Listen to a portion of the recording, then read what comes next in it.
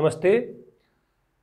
या सम्पूर्ण विद्यार्थी मित्रहरू, विद्यार्थी भाइबहिनीहरू र देश म्यानेजमेन्टसँग अथवा अकाउन्टिङ सिस्टमसँग कन्सर्न भएका विभिन्न स्टेक होल्डर्स मित्रहरूलाई मेरो युट्युब च्यानल गुरुबा ओम प्रकाश भट्टमा एकदम हार्दिक स्वागत गर्दछु।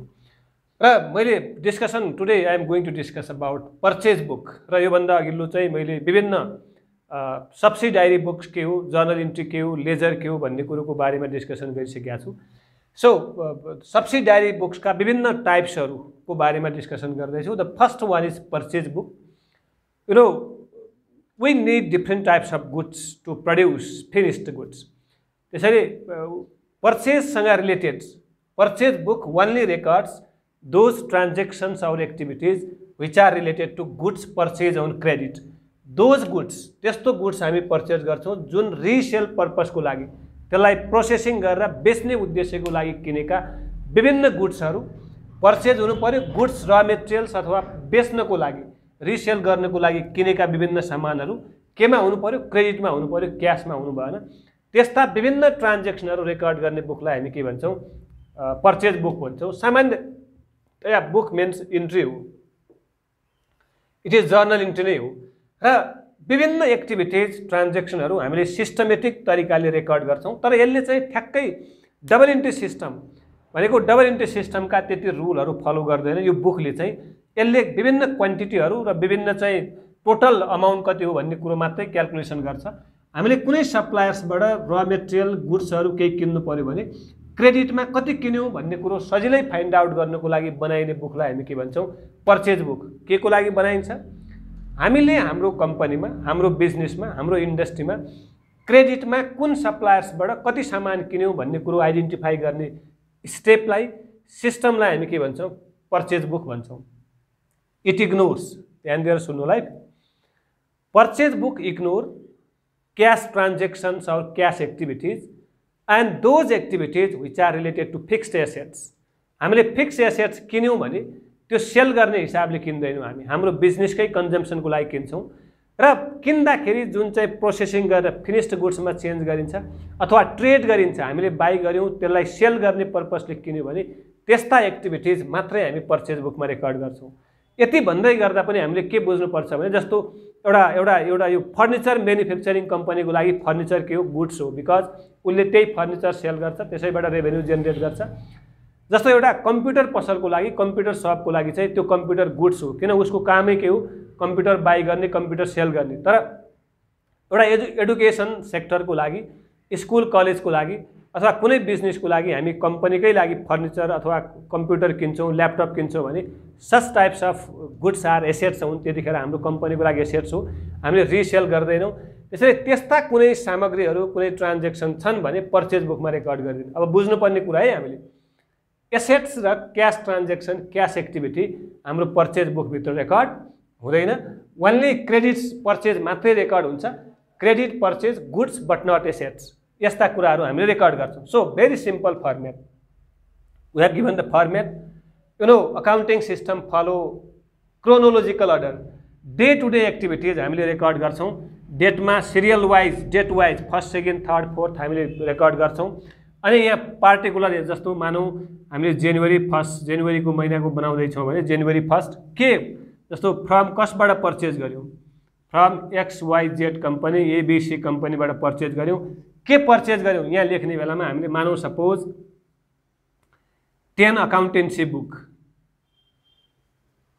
अकाउन्टेन्सी बुक्स @ ₹500 इच भयो भने यहाँ लेख्छौँ यसरी। त्यस्तै अरू पनि मानौँ हामीले 20 इकोनोमिक्स बुक बुक्स @ ₹300 यसरी हामीले लेख्नुपर्ने हुन्छ यहाँ इज। अनि invoice, you know very well, हामीले सबैले बुझ्नुपर्ने इनभोइस भने बिल हो। यो बिल हो है। Invoice number means bill number. There is a specific number 1 2 3 4 5 200 300 कति हुन्छ यहाँ दिएको छ भने बिल नम्बर लेख्ने, छैन भने केही लेख्नु पर्दैन। यसमा के हुन्छ इनभोइस नम्बरमा भने basically name of the goods, सप्लायरको name, PAN number, rate, quantity, discount, net payable amount सबै कुराहरू लेखेको हुन्छ। यहाँ लेजर फोलियो LF र रिफरेन्स नम्बर पनि कसैले लेखेको हुन्छ। यहाँ RN पनि हुन्छ, रिफरेन्स नम्बर पनि होला। अनि डिटेलमा कसरी लेख्छौँ भने जस्तो मानौँ हामीले 10 बुक किन्यौँ भने 10 इन्टु 500 यहाँ मल्टिप्लाई गर्छौँ, द्याट इज 5000, यसरी लेख्छौँ हामी। Similarly 20 economics books at the rate 300 भनेको 6000 लेख्छौँ। यहाँ अलरेडी मैले के डिस्कसन गरिरहेको छु भने discount is the very important factor है। Discount there are 2 types, cash discount and credit discount, trade discount. अब यहाँनिर सपोज हाम्रो यो 11000 भयो र के भनिदियो भने ध्यान दिएर सुन्ने भाइ बहिनीहरूले, यहाँनिर हाम्रो के भयो भने less trade discount, trade discount at the rate 10% भयो भने जति नेट पेएबल, यो चाहिँ हामीले पेएबल जस्तो 11000 भयो भने डिस्काउन्ट कति हो 1100 भयो, यो घटाइसकेपछि जति हुन्छ घटाइसकेपछि 9900 भनेर यतापट्टि लेख्छौँ। अमाउन्ट कोलममा चाहिँ आफ्टर डिडक्टिङ डिस्काउन्ट, त्यो ट्रेड डिस्काउन्ट छ भने त्यो घटाइसकेपछि बल्ल हामी यसरी लेख्छौँ। यसरी बनाउने सिस्टमलाई हामी के भन्छौँ, पर्चेज बुक भन्छौँ है। र यो इक्जाममा आउँछ। यो basically it is very important for चाहिँ हाम्रो ग्रेड 11 स्टुडेन्ट्स एन्ड ब्याचलर लेभलका विभिन्न चाहिँ पार्टहरूमा, बिबिएमा आउँछ, बिबिएसमा आउँछ, बिएचएममा आउँछ। प्रत्येक ब्याचलरको प्रत्येक चाहिँ फर्स्ट इयरमा होला, कुनै सेकेन्ड इयरमा, कुनै थर्ड इयरमा, जहाँ चाहिँ अकाउन्ट पढाइ हुन्छ, अकाउन्टिङ सिस्टम चाहिँ हामी डिस्कसन गर्छौँ। त्यहाँ सब्सिडियरी बुकका कुराहरूको बारेमा डिस्कसन गर्छौँ हामी। यसरी इट इज भेरी इम्पोर्टेन्ट। यसरी हामीले फर्मेटभित्र भर्छौँ, यो कुरो बुझ्नु पऱ्यो है। फर्मेटभित्र भरिसकेपछि अब एउटै डेटमा विभिन्न ट्रान्जेक्सन हुनसक्छ, अर्को डेट लेख्छौँ। त्यसपछि हामीले यहाँ चाहिँ के बुझ्नु पऱ्यो भने जस्तो टोटल गरेर हामीले यो XYZ भन्ने मान्छेलाई दिनुपर्ने अथवा यसबाट पेमेन्ट गर्ने टोटल क्रेडिट पर्चेज हो। यो टोटल क्रेडिट पर्चेज भनेको मतलब हामीले XYZ लाई पेमेन्ट गर्नुपर्ने रुपियाँ कति देखियो 9900 देखियो र यो पेमेन्ट गर्दाखेरि with an stipulated time frame भित्र हामीले पेमेन्ट गर्नुपर्छ। सिमिलरली अब भेरी इम्पोर्टेन्ट थिङ, अब on the basis of this subsidiary book, यो चाहिँ पर्चेज बुककै बेसमा हामीले पर्चेज अकाउन्ट बनाउँछौँ। Purchase account is also very different, very important and different. Yeah there are 2 types of transactions in reality. Already मैले के भनिसकेको छु भने योभन्दा अघिल्लो भिडियोमा चाहिँ एउटा क्यास ट्रान्जेक्सन हुन्छ अनि अर्को क्रेडिट। अब यो दुईटै ट्रान्जेक्सन रेकर्ड गर्ने सिस्टमलाई भन्छौँ अकाउन्ट भन्छौँ है हामी। So purchase account records both, it records both cash and credit transactions or activities which are relating to purchase. पर्चेजसँग रिलेट भएका विभिन्न ट्रान्जेक्सन एक्टिभिटिज रेकर्ड गर्ने चाहिँ अकाउन्टलाई हामी के भन्छौँ, पर्चेज अकाउन्ट भन्छौँ। यहाँनिर बुझ्नुपर्ने कुराहरू है। पर्चेज बुकले क्रेडिट ट्रान्जेक्सन, क्रेडिट एक्टिभिटिज मात्रै रेकर्ड गर्छ, तर पर्चेज अकाउन्टले दुईटै क्यास पनि रेकर्ड गर्छ, क्रेडिट पनि रेकर्ड गर्छ। फर इक्जाम्पल, अब इक्जाम्पल सहित हामी यसको मिनिङ के हो भने यहाँनिर राम्ररी बुझ्नु होला। पर्चेज गुड्स फ्रम XYZ रुपियाँ हामीले 9900 हो भने यसको जर्नल इन्ट्री हामीले सामान्यतया यसको जर्नल इन्ट्री बनाउँदाखेरि के बनाउँछौँ भने पर्चेज अकाउन्ट डेबिट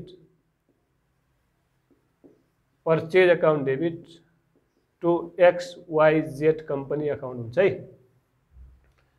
प्रत्येक ट्रान्जेक्सनको जर्नल इन्ट्री हुन्छ र जर्नल इन्ट्रीमा there are 2 different headings, debit पनि हुन्छ, त्यसको करस्पोन्डिङ क्रेडिट पनि हुन्छ र यसकै बेसिसमा हामीले we have to make a ledger, यसलाई टी लेजर पनि भन्छ र टी लेजरको बारेमा म अघि त्यसपछि आउने भिडियो डिस्कसन गर्छु।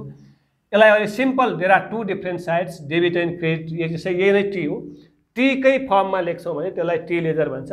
अब हेर्नुहोस् त पर्चेज कहाँ छ त, यो पर्चेज सधैँ डेबिटै हुन्छ। डेबिट छ भने डेबिटमा लेख्ने 2 भनेर त्यसको करस्पोन्डिङ के लेख्छौँ हामी, टु XYZ कम्पनी रुपियाँ 9900 लेख्यौँ। सेम रुपियाँ यो ट्रान्जेक्सन हो, यसको इन्ट्री यस्तो हुन्छ। यो इन्ट्रीलाई हामीले पोस्टिङ गऱ्यौँ लेजरमा, this is the purchase account. Purchase अकाउन्टमा पोस्टिङ गर्दाखेरि डेबिट छ डेबिटमै लेख्ने, क्रेडिट छ क्रेडिटमा।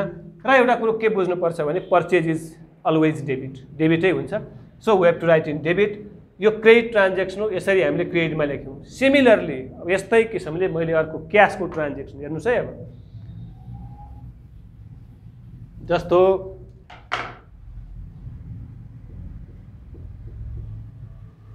पर्चेज गुड्स रुपियाँ 10,000 मात्रै भनिदियो। पर्चेज गुड्स मात्रै भन्यो भने इट इज क्यास ट्रान्जेक्सन, केही पनि छैन, no suppliers, no name, no credit भने इट इज क्यास ट्रान्जेक्सन हो। क्यास भए पनि क्रेडिट भए पनि हाम्रो पर्चेज डेबिटै हुन्छ। Purchase account debit, what goes out, cash goes out to cash account भयो।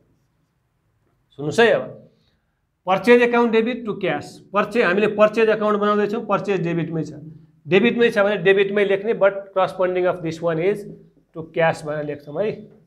क्यास अकाउन्ट, यहाँ एबिसी अकाउन्ट 10,000।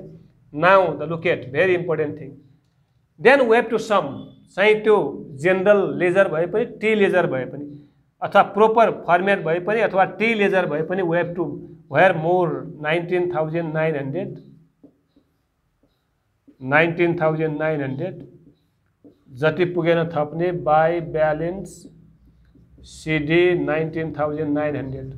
ओके, यो सिडी भयो भने यहाँ त बिडी हो, यहाँ चाहिँ हामीले के बुझ्नुपर्छ भने टु ब्यालेन्स बिडी जता हुन्छ त्यो ब्यालेन्स हुन्छ, अथवा जुन साइड बढी भयो भने त्यो ब्यालेन्स हो। र नाउ देन अब यसबाट के भयो सुन्नुहोस् है, अब राम्ररै बुझ्नु। क्रेडिट पर्चेज 9,900 मात्रै गरेका छौँ र टोटल पर्चेज वर्षभरिको 19,900 भयो, किनकि क्यास पर्चेज पनि भएको छ। त्यसैले क्यास पर्चेज भए पनि क्रेडिट पर्चेज भए पनि पर्चेज अकाउन्टमा चाहिँ दुईटै रेकर्ड हुन्छ, इदर क्यास पर्चेज और credit purchase, both types of activities are recorded in purchase book, but purchase account only records credit transactions or activities of goods which are related to resale purpose, manufacturing purpose, trade गर्ने हिसाबले किनेका, क्रेडिटमा किनेका विभिन्न गुड्सहरू record गर्ने सिस्टमलाई cash book भन्छौँ। र दुईटै cash र credit दुईटै transaction record गर्ने अकाउन्ट लेजरलाई चाहिँ हामी यो चाहिँ पर्चेज अकाउन्ट भन्छौँ। पर्चेज अकाउन्टले टोटल वर्षभरिमा अथवा महिनामा कति पर्चेज गर्यो भन्ने क्याल्कुलेसन गर्छ र यसले चाहिँ वर्षमा अथवा महिनामा टोटल क्रेडिट ट्रान्जेक्सनहरू कति भए, कति क्रेडिटमा पर्चेज गर्यो भन्ने रेकर्ड गर्छ। This is the differences between क्याप यो purchase book and purchase account. अब क्लियर बुझ्नु पर्यो है। पर्चेज अकाउन्टले क्रेडिट मात्रै रेकर्ड गर्छ, credit purchase of goods, but purchase account records both भने के, credit transactions of purchase and cash transactions relating to purchase. र पर्चेज बुकबाट क्रेडिट मात्रै आइडेन्टिफाई हुन्छ भने पर्चेज अकाउन्टबाट बोथ वर्षभरिमा हामीले कति पर्चेज गऱ्यौँ, क्यास पर्चेज क्रेडिट पर्चेज कति गऱ्यौँ भन्ने कुरा हामी आइडेन्टिफाई गर्छौँ। त्यसैले मैले डिस्कसन के गरेँ भने सामान्य सिम्पल बट भेरी इम्पोर्टेन्ट, र सब्सिडायरी बुकको फर्स्ट भेरी इम्पोर्टेन्ट पार्ट भनेको पर्चेज बुक हो। पर्चेज बुकमा के रेकर्ड गर्छौँ र पर्चेज अकाउन्टमा के रेकर्ड गर्छौँ, यो दुईटाको डिफ्रेन्सेस के छ, यो डिफ्रेन्सेस फेरि अर्को कुरो सुन्नु होला। हामीले यो लेजरको बेसिसमा, यो लेजर हो, यो लेजरको बेसिसमा ट्रायल बनाउँछौँ र यसको ब्यालेन्स, लेजरको ब्यालेन्स जति हुन्छ त्यसलाई ट्रायलमा ट्रान्सफर गर्छौँ। 19,900 is debit balance, so we have to write in debit side of trial balance. हामीले पर्चेज अकाउन्टमा र 19,900 लेख्छौँ। So once again, it is my suggestion and request to all the concerned stakeholders, my dear friends, my dear students, and other concerned to relating to this accounting system, मेरो request सुनिदिनु होला, केही कुरा सिकिदिनु होला, and finally like and subscribe गरिदिनु होला। Thank you very much.